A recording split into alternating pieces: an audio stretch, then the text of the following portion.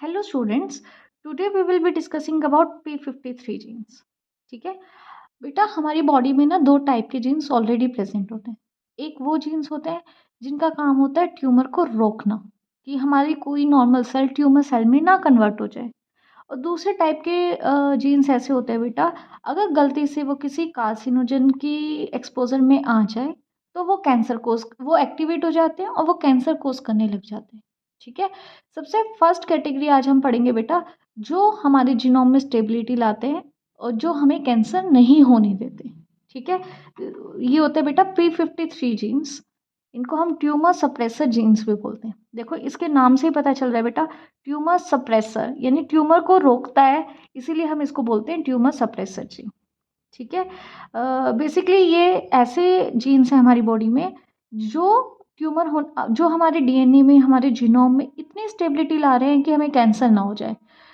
ठीक है, इसीलिए इनको ट्यूमर सप्रेसर जीन भी बोलते हैं। ठीक है, इसका दूसरा नाम होता है बेटा TP53, ट्यूमर प्रोटीन 53।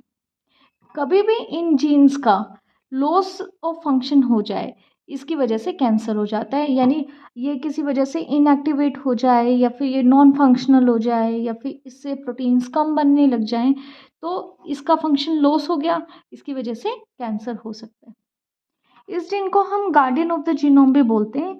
गार्डियन क्योंकि अभी मैंने बताया कि इसके इनएक्टिवेट होने की वजह से हमारे अंदर ट्यूमर हो जाएगा, यानी हमारे जीनोम को एक गार्ड का काम कर रहा है। ठीक है, क्योंकि ये हमारे जीनोम की स्टेबिलिटी लाता है, उसको कंजर्व करता है और किसी भी टाइप की म्यूटेशन से उसको बचाता है। इन जीन की डिस्कवरी अर्नल्ड लिवाइन ने 1979 में फर्स्ट टाइम इनको डिस्कवर किया था, इनको आइडेंटिफाई किया था। उसके बाद इनका काम क्या है, इनका फंक्शन ट्यूमर को रोकना है। It was first identified by Matlashewski in 1989।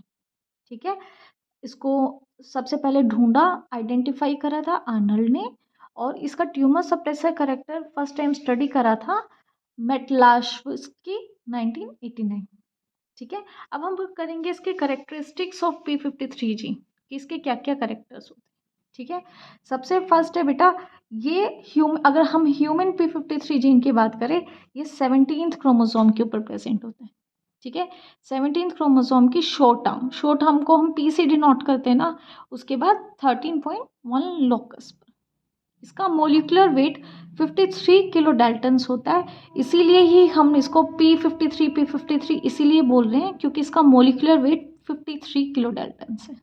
ठीक है, P53 जीन से एक P53 प्रोटीन बनता है। ठीक है, वो एक फोस्फोप्रोटीन है जो 393 अमीनो एसिड्स का बना हुआ होता है।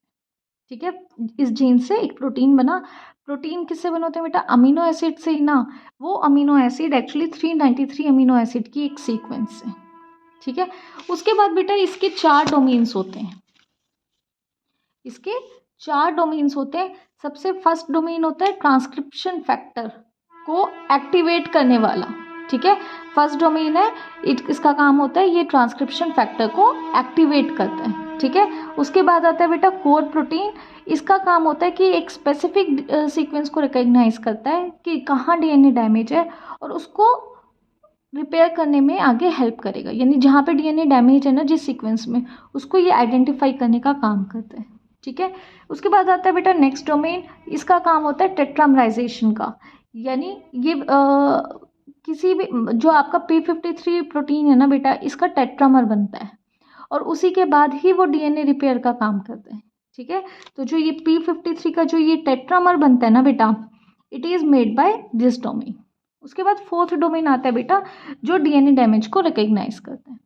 ठीक है, तो आप ये बोल सकते हो जो आपका P53 जीन है, इसके 4 डोमेन है। एक ट्रांसक्रिप्शन फैक्टर को रिकॉग्नाइज करेगा, दूसरा एक स्पेसिफिक सीक्वेंस को रिकॉग्नाइज करेगा कि कहाँ जाकर बाइंड करना है, ये P53 का टेट्रामर बनाएगा, और ये डीएनए डैमेज को रिकॉग्नाइज करेगा।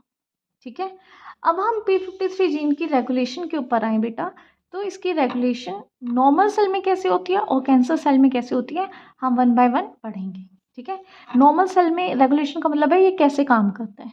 नॉर्मल सेल में क्या होता है बेटा, कोई भी डीएनए डैमेज हुआ या फिर ऐसा हुआ कि हमें ये लगा कि ये सेल्स ने ना एबनॉर्मल ग्रो कर दिया, या फिर ऑक्सीजन की डेफिशिएंसी होगी जिसको हम बोलते हैं बेटा हाइपोक्सिया हो गया, ठीक है, उसकी वजह से हो जाएगा बेटा p53 का एक्टिवेशन। फिर वो आगे जाके एक्टिवेट करेगा MDM2 को, ठीक है, फिर ये MDM2 के साथ p53 बाइंड कर देता है कुछ इस तरीके से। यहाँ पे MDM2 है और यहाँ p53 है, ये इस तरीके से बाइंड कर जाते हैं, ठीक है।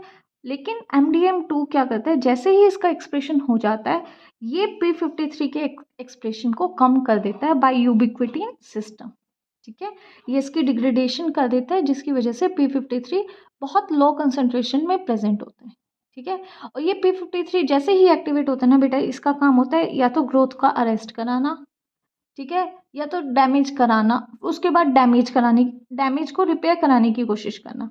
अगर वो इरिपेयरेबल है कि वो ठीक नहीं हो सकता तो एपोप्टोसिस कर देना। एपोप्टोसिस का मतलब होता है सेल डेथ, ठीक है, वरना ये सेल डेथ कर देते हैं।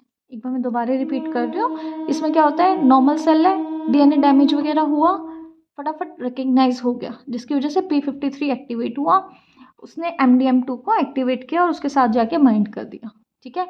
अब MDM2 p53 को लो लेवल पे मेंटेन करेगा बाय यूबिक्विटिन सिस्टम, और p53 जैसे ही एक्टिवेट होगा बेटा वो ग्रोथ को अरेस्ट कर देगा। ग्रोथ अरेस्ट करने के बाद उसको वो रिपेयर करने की कोशिश करेगा, अगर डैमेज रिपेयर नहीं हो सकता तो वो सेल की डेथ कर देगा, एपोप्टोसिस कर देगा, ठीक है।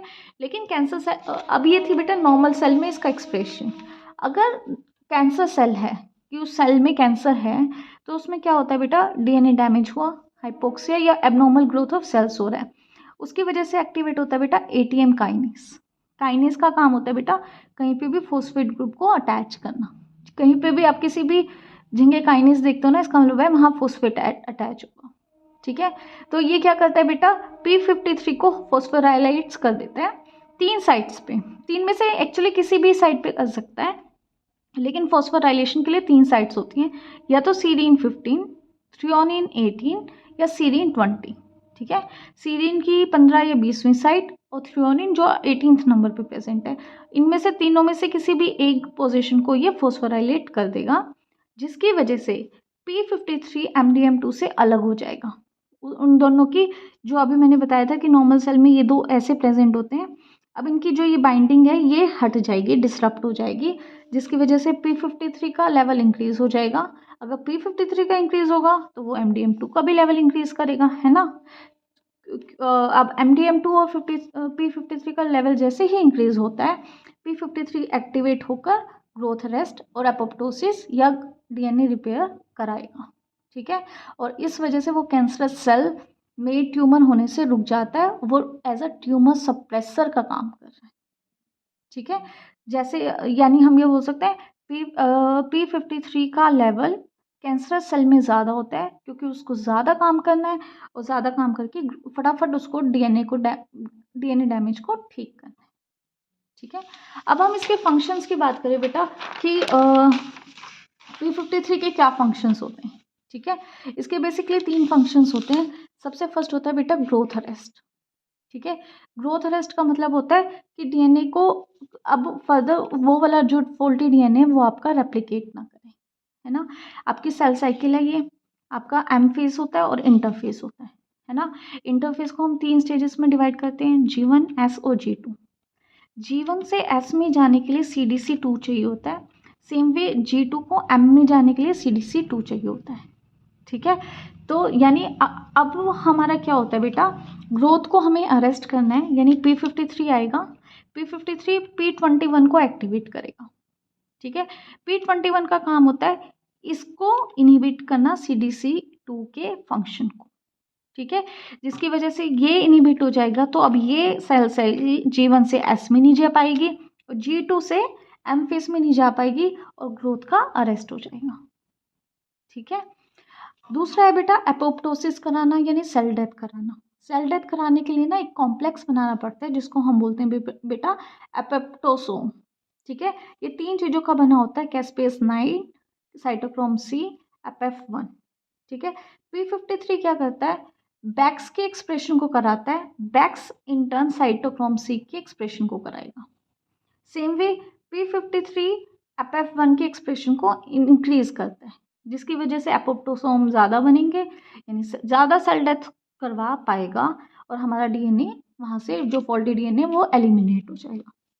तीसरा होता है बेटा डीएनए रिपेयर कराना। डीएनए रिपेयर कैसे होता है बेटा? वो एक्टिवेट करेगा ट्रांसक्रिप्शन ऑफ प्रोटीन्स जो डीएनए रिपेयर के अंदर इन्वॉल्व होते हैं और जो आपका डीएनए डैमेज हुआ है उसको ठीक करा देगा। ठीक है, आई होप आपको ये समझ में आया होगा। If you have any doubt you can comment in the comment section. Keep watching, thank you.